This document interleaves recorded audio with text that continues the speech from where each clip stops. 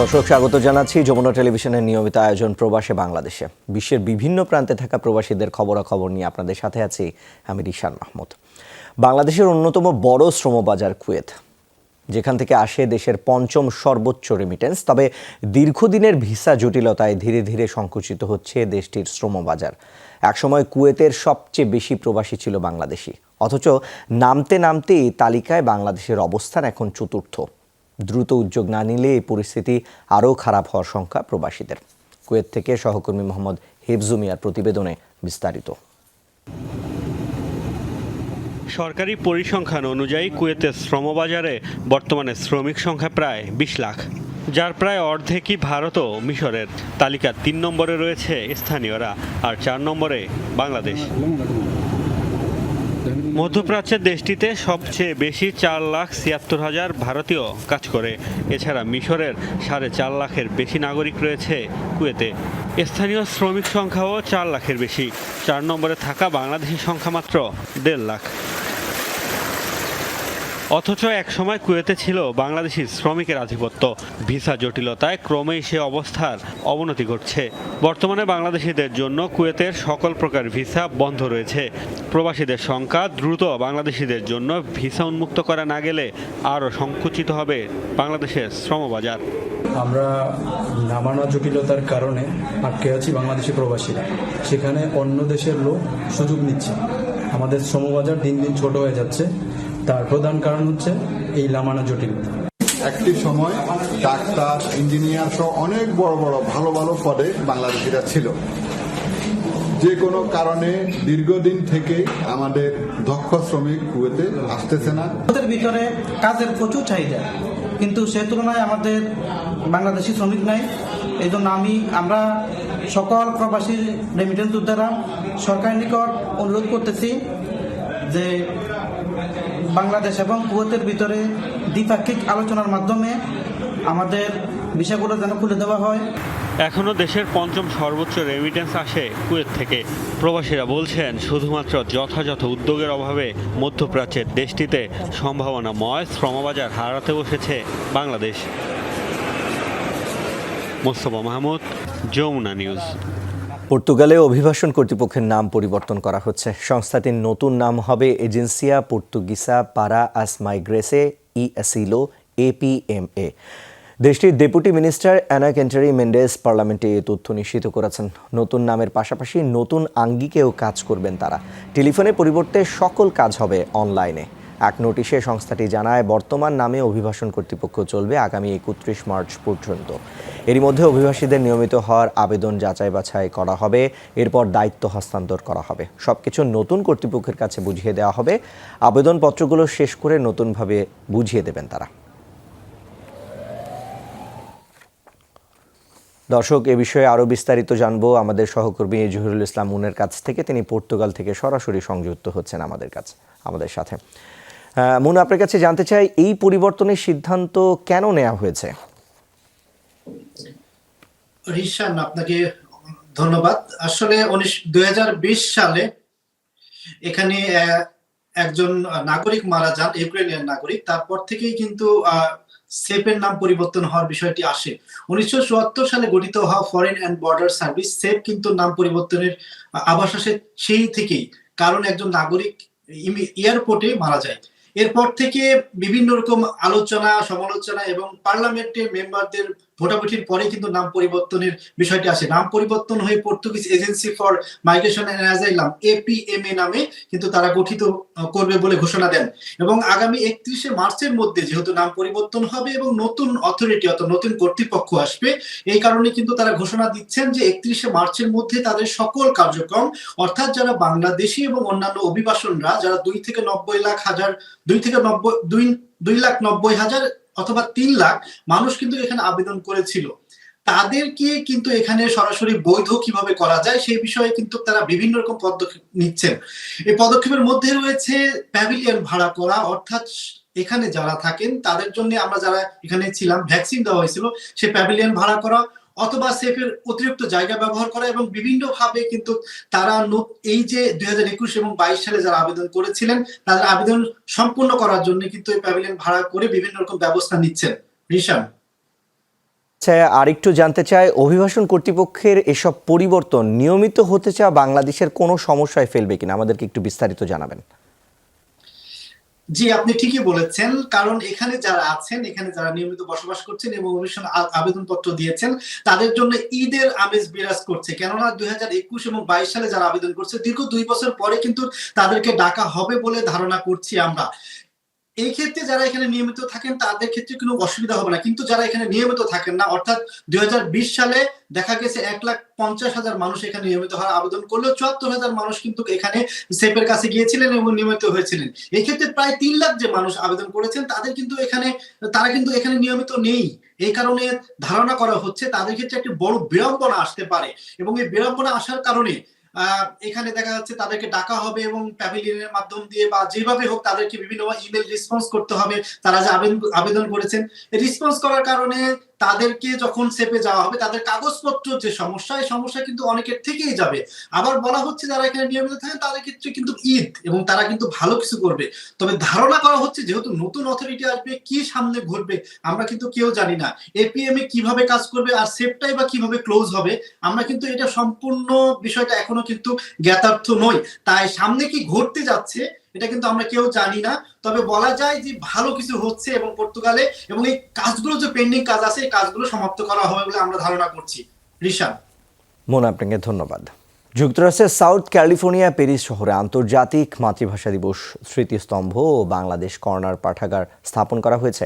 স্মৃতি হলের লাইব্রেরি হলের সামনে হবে এই দুই স্থাপনা। এরই মধ্যে শেষ হয়েছে উদ্বোধনের অনুষ্ঠানের প্রস্তুতি। আয়োজনে অংশ নেবেন পররাষ্ট্রমন্ত্রী AK আব্দুল মোমেন। প্যারিস নগর ভবন সম্মেলন কক্ষে উদ্বোধনী আয়োজনের প্রস্তুতি নিয়ে সভা করেন লস অ্যাঞ্জেলেসের বাংলাদেশ কনসুলেট অফিস, প্যারিস নগর ভবনের ঊর্ধ্বতন কর্মকর্তা এবং প্রবাসী বাংলাদেশিদের সংগঠন আন্তর্জাতিক মাতৃভাষা দিবস উদযাপন কমিটি। সভায় উপস্থিত ছিলেন consul general Sumaiya Anjum, Paris নগর ভবনের মেয়র মাইকেল M ভার্গাস। আগামী 21 ফেব্রুয়ারি হবে উদ্বোধন। এদিন আরও থাকবে মেলা এবং জমকালো সাংস্কৃতিক আয়োজন। ভূমিকম্পে 13 দিন পর জীবিত উদ্ধার করা হলো এক পরিবারের 3 সদস্যকে। শনিবার তুরস্কের হেতে প্রদেশে হয় এই অলৌকিক ঘটনা। ধ্বংসস্তূপ থেকে বাবা, মা ও এক শিশুকে উদ্ধার করা হয়। উদ্ধারের পর দ্রুত তাদের হাসপাতালে নেওয়া হয়, তবে হাসপাতালে পৌঁছানোর আগেই পানি শূন্যতায় মৃত্যু হয় শিশুটির। ধ্বংসস্তূপের নিচে এখনও প্রাণের অস্তিত্ব থাকতে পারে বলে ধারণা করা হচ্ছে। 2010 সালে হাইতিতে প্রলয়ঙ্কারী ভূমিকম্পে 15 দিন পর উদ্ধার হয়েছিল এক কিশোরী। তাই আশা ছাড়তে নারাজ স্বেচ্ছাসেবীরা। তুরস্ক সিরিয়া সীমান্তে ভূমিকম্পে মৃতের সংখ্যা ছাড়িয়েছে 46,000। কেবল তুরস্কে এই সংখ্যা 40,600। সিরিয়ায় প্রাণহানি নিশ্চিত হয়েছে 6,000-এর কাছাকাছি, তবে প্রকৃত সংখ্যা আরও অনেক বেশি বলে শঙ্কা রয়েছে। ভয়াবহ ভূমিকম্পে বিপর্যস্ত তুরস্কে সহায়তা পাঠাতে ত্রাণ সংগ্রহ কার্যক্রম চলছে বাংলাদেশে। 20 ফেব্রুয়ারি পর্যন্ত সংগ্রহ করা হবে সহায়তা। এরই মধ্যে রাজধানীর বাড়িধারায় তুর্কি সংস্থা টিকার কার্যালয়ে সহায়তা সামগ্রী জমা দিচ্ছেন বহু মানুষ। দুর্গত তুরস্কবাসীর সহায়তায় এগিয়ে আসায় বাংলাদেশিদের প্রতি কৃতজ্ঞতা জানিয়েছেন টিকার পরিচালক। আহসানুল্লাহ খন্দকারের ছবিতে তাজনুল ইসলামের রিপোর্ট। কেউ এনেছেন গরম কাপড়, কেউ ওষুধ, কেউ আবার রুম হিটার কিংবা জেনারেটর। এর সবই পৌঁছাবে ভয়াবহ ভূমিকম্পে ক্ষতিগ্রস্ত তুরস্কে। দুর্গত জনপদের জন্য সহায়তা নিয়ে দিনভর মানুষের ভিড় রাজধানীর বাড়িধারার Turkish cooperation and coordination agency টিকার কার্যালয়ে। মানবিক সহায়তার এসব জিনিসপত্রের বেশিরভাগই এসেছে বিভিন্ন স্বেচ্ছাসেবী সংগঠনের ব্যানারে। We are trying to help in any way we can do. At the moment, we are presenting some blanket. In future, we will give some also warm cloths. যখন আমরা শুনতে পেলাম যে এরকম একটা উদ্যোগ নেওয়া হয়েছে, ঢাকা চেম্বার বোর্ড থেকেও ডিসিশন নেওয়া হলো এবং ফাউন্ডেশন থেকেও ডিসিশন নেওয়া হলো যে আমরা তাদের পাশে দাঁড়াবো, সেই কারণে আমরা আজকে এসেছি। দুর্যোগ কবলিত মানুষের পাশে দাঁড়াতে একান্ত ব্যক্তি উদ্যোগেও ত্রাণ দিচ্ছেন অনেকে। বিদ্যুৎ এখন ওনাদের ওখানে বন্ধ, এই জন্য বিদ্যুতের এটা একটা সাপ্লিমেন্ট, এটা দিয়ে তারা বিদ্যুতের একটা কাজ হবে। আমরা যদি মুসলিম ভাইয়ের পাশে যদি আমরা এই মুহূর্তে যদি দাঁড়াই, আমরাও বিপদে পড়লে কোনো একটা সময় আমাদের পাশে কেউ দাঁড়াবে। মানবতা যখন বিপর্যয় হয় তখনই আমরা আলহামদুলিল্লাহ পাশে দাঁড়ানোর চেষ্টা করি। টিকার মাধ্যমে সংগৃহীত অনেক ত্রাণ সামগ্রী এরই মধ্যে পৌঁছে গেছে তুরস্কে। প্রায় প্রতিদিনই বিমানে করে প্রায় 5,500 কিলোমিটার দূরের দেশে পাঠানো হচ্ছে ত্রাণ সামগ্রী।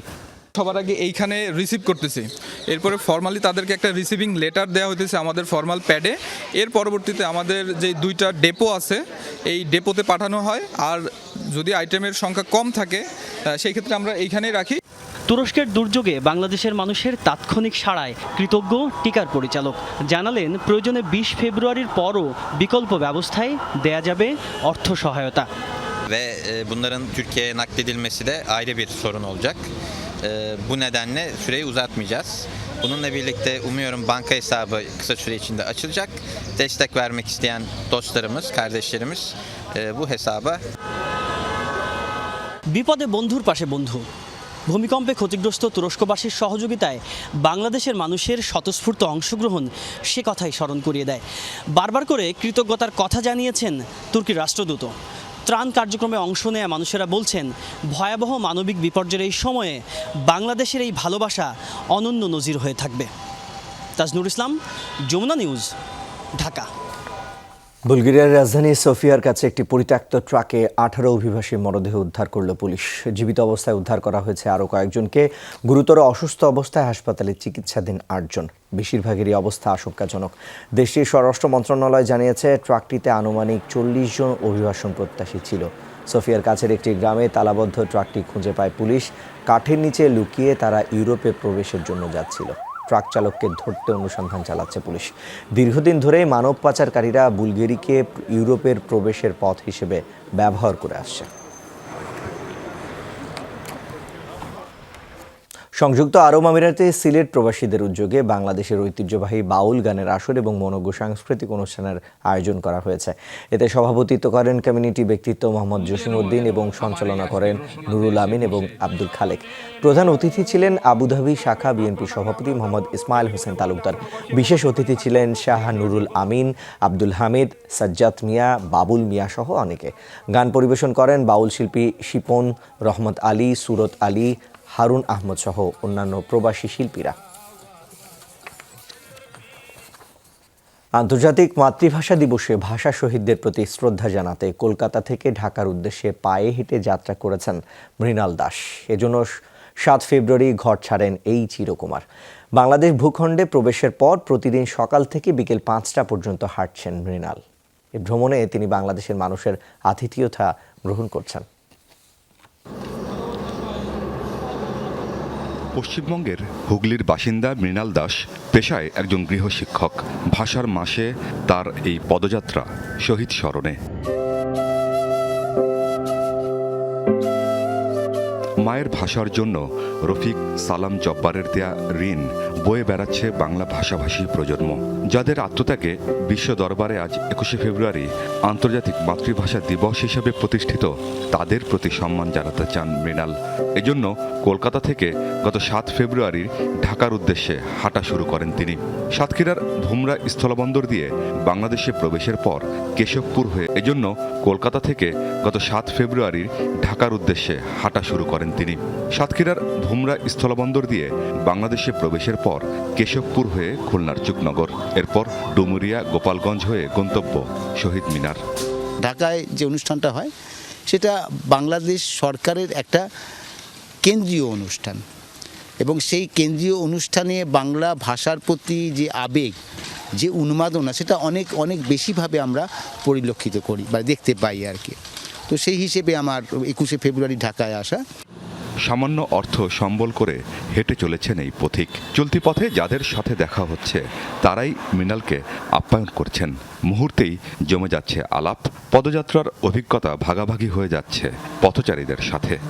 ভাষা প্রকাশ করা যায় না যে কতটুক টান তার ভাষার প্রতি, যে সে এত দূর থেকে হাইটে হাইটে এই পর্যন্ত চলে আসছে। তার সাথে যে একটা ছবি তুলছে এর জন্য অনেক ভালো লাগতেছে। উনি আমাদের এখানে আসছে, এর জন্য আমরা অনেক অনেক অনেক কি বলবো আপনাকে, অনেক খুশি। ছোট বড় যারা আছে তাদের এই বিষয়টা নিয়ে তারা অনেকটাই শিক্ষা নিবে যে দেশের প্রতি ভালোবাসার জন্য মানুষ কি করতে পারে। বাংলাদেশের মানুষের এই ভালোবাসায় অভিভূত মৃণাল দাস। দুপুরবেলা বহু মানুষ আমাকে কি বলবো, খেয়ে যাওয়ার বা খেয়ে যান দাদা কেমন, এমনকি আমাকে খাওয়ার পয়সাটাও দিতে হয় না অনেক ক্ষেত্রে। বাংলাদেশের মানুষের এই আবেগ, এই ভালোবাসার জন্য আমি বিশেষভাবে আপ্লুত। এখানকার মানুষ আমাকে কখনো বুঝতে দেননি এক মুহূর্তের জন্য যে আমি আমার নিজের দেশে নেই, আমি সীমান্ত পেরিয়ে অন্য একটা দেশে এসেছি। 21শে ফেব্রুয়ারি ঢাকায় পৌঁছবেন পশ্চিমবঙ্গের অতি দরিদ্র পরিবারে জন্ম নেয়া মৃণাল। শহীদ মিনারে সর্বস্তরের মানুষের সাথে তিনিও জানাবেন শ্রদ্ধা। সবশেষে পায়ে হেঁটেই কলকাতায় ফেরার পরিকল্পনা তার। আমিন বাবু, যমুনা নিউজ। দর্শক, এই ছিল প্রবাসে বাংলাদেশে। এতক্ষণ সাথে থাকার জন্য সবাইকে ধন্যবাদ।